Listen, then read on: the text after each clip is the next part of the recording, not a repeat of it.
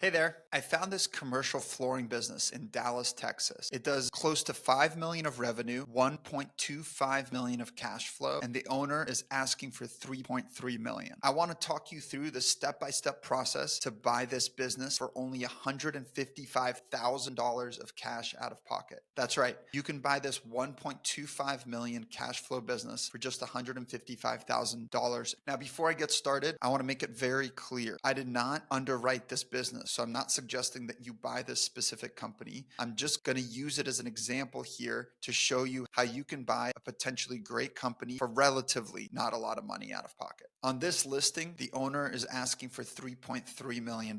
For the purpose of this exercise, we're going to say our offer is $3.1 million. That's going to include both the business and any closing and legal costs. Here's going to be the structure that we're going to offer to the seller and where the money is going to come from. We're going to use an SBA 7A loan to buy this business. The SBA program is a very important loan program from the US government designed to help people like you buy businesses just like this for not a lot of money out of pocket. They're going to help you get a relatively large loan for the size of this business. In this situation, we're assuming that you're able to get 2.48 million from the SBA. That's 80% of the purchase price, which we said it was going to be 3.1 million. We're going to ask for a $465,000 seller note with 5% interest, which will sit full standby behind the SBA debt, and there will be no payments for 24 months. That means after 24 months, you're going to start making payments on the seller note. We're also going to offer a $200,000 earnout bonus if the business exceeds 1.5 million of cash flow in the first 2 years. Finally, we're going to put down 5% of the purchase price as equity. That means cash out of pocket or cash from your investors. 5% is $155,000. That is the 5% absolute minimum that is allowed by the SBA, meaning you must put up 5% of the purchase price or more as equity. Most banks are going to prefer 10% or 15%, but if you look for the right bank, you're going to be able to put down just 5% of the purchase price. I ran the calculation for how much you're going to be paying in SBA loan payments as well as the seller note payments. Remember, the seller note payments happen only after 24 months. So your SBA loan payments are going to be $421,108 per year. And those are going to span, your SBA payments are paid over 10 years every single month. That's the standard structure of the SBA 7A requirements. Your seller note is only going to kick in after 24 months, and you're going to be paying $124,000 per year to the seller for the duration of those 10 years. So your total debt payments after 2 years every year are going to be $545,108. I'm also going to assume that you're going to need to hire an executive like a CEO here. This person is going to get paid $250,000 all in. Given the cost of the debt payments, assuming we're also paying the seller note, and the salary of the CEO, your cash flow after debt payments is going to be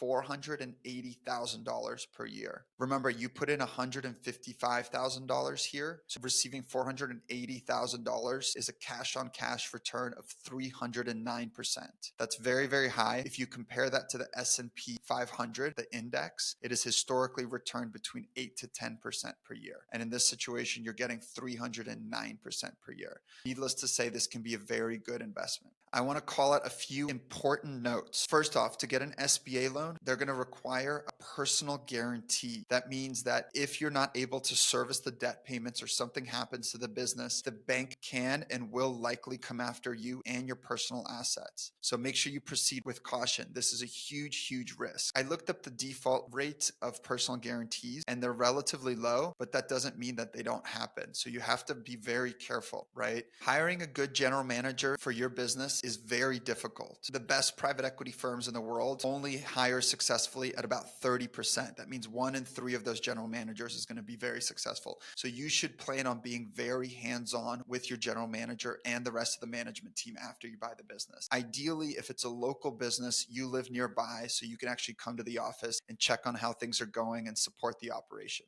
Again, you need to do your own homework here. I haven't done my homework in order to figure out whether this is a great business to buy or not, but I think it's of a good size and it could be interesting enough for somebody to dig in here. Thank you for listening. I hope you learned something important today. As always, nothing here should be considered investment advice, so please, please, please do your own research before taking any action. And if you like this video, make sure you subscribe to the channel for more content just like this. Have a great day.